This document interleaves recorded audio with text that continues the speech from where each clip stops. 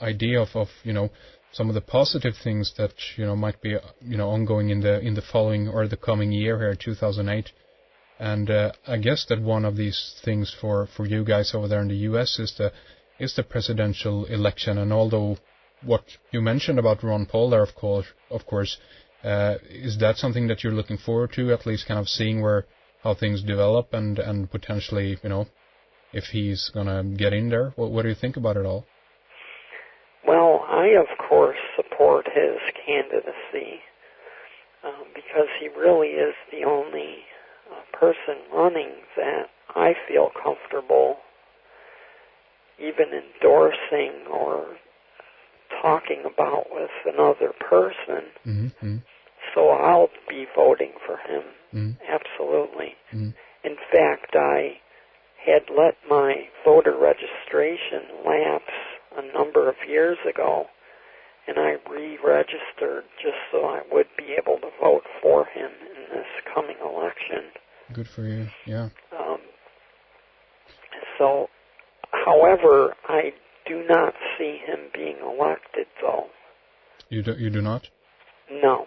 By the way, I want to ask you, is there any kind of voting going on when we consider who gets to represent the Democrat or the Republicans? Are the people involved in that process at all? Yeah, they have the voting of the people who attend the conventions, and those are the people who cast the votes for the nomination of the Republican and the Democratic candidates. But that is within the separate parties, right? Yeah. Okay. Mm. Yeah, and that will be taking place beginning next month. Oh, okay, is that so? Okay, so that will be leading up, and then when do you think it's going to be a done deal? Who gets to represent the Republicans or Democrats? Well, the convention is in the summertime, so we'll know, by Labor Day for sure who's, going to be on the ballot, so to speak. Absolutely. But it's, as I, have predicted for many years now, Hillary is the choice of the elites. Sure. And I don't see any change in that anytime soon. Yeah, it does seem to go that way, and it's going to be interesting watching the circus, as it were, and hope good things goes well for the people who are supportive of the candidates, or either if they're into Ron Paul or some other one. We hope the things work out. Another thing I know that you've been planning for the next year, Kent, is you're going to have a series, I guess, with interviews or podcasts featured on the Controversy tapes with Leo Sagami, right? Tell us about that.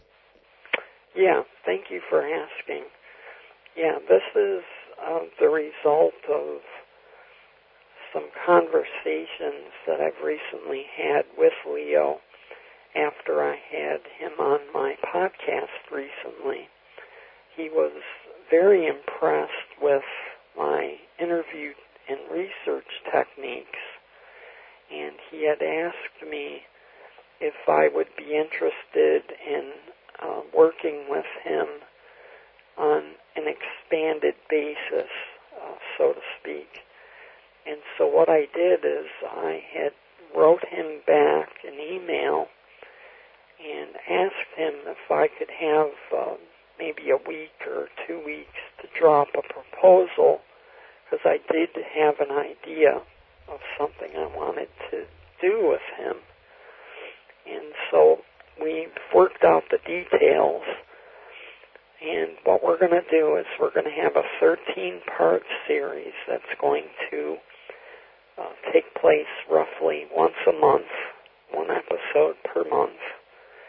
And this is going to be blowing the lid off of the secrets of the Illuminati and dipping into his knowledge base of personal experiences in terms of these 13 different subject areas, which, for instance, some of them are, we're going to talk about the pyramid of power and how the organizational structure of the many affiliated orders fit into the bigger picture of the Illuminati, a history of the order and associated mystery schools, membership, family life, esoteric secrets of the order, the business and mystical sectors of the Illuminati, how family life is different in the Illuminati as opposed to what Leo is living now as a typical middle-class life.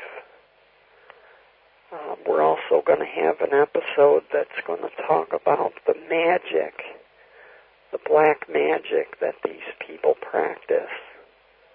And we're going to concentrate on 3 infamous magicians throughout the years who have participated in the Illuminati.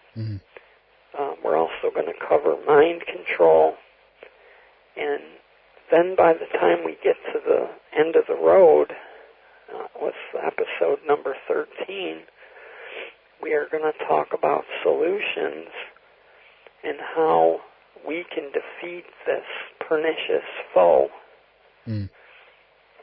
So that's where we're at this point, and we're going to probably do them on like the 3rd Monday of the month, every month.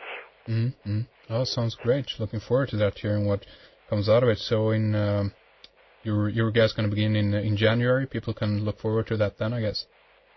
Yes, we're going to start in January, and we're going to, as soon as the New Year is finished and everyone's hangovers are taken care of, we're going to work out a schedule for the recording and the actual broadcast of the individual episodes. Sounds wonderful. Kent, before we round things up here for this time, I want to leave the floor open to you again so you can mention your website and also the website for the Controversy Tapes, the podcast you have. Sure, thank you. My primary website is called the Controversy Papers, and that is at controversypapers.net. My interview and podcast website is called the Controversy Tapes, and that is at controversytapes.net. Another series that I'm going to be producing for 2008 on the Controversy Tapes is going to be something I call Controversy Tapes B-Sides, which anyone who's into music will immediately recognize what that refers to. And this is just going to be posting of some of the better interviews I've done in the past on other people's shows.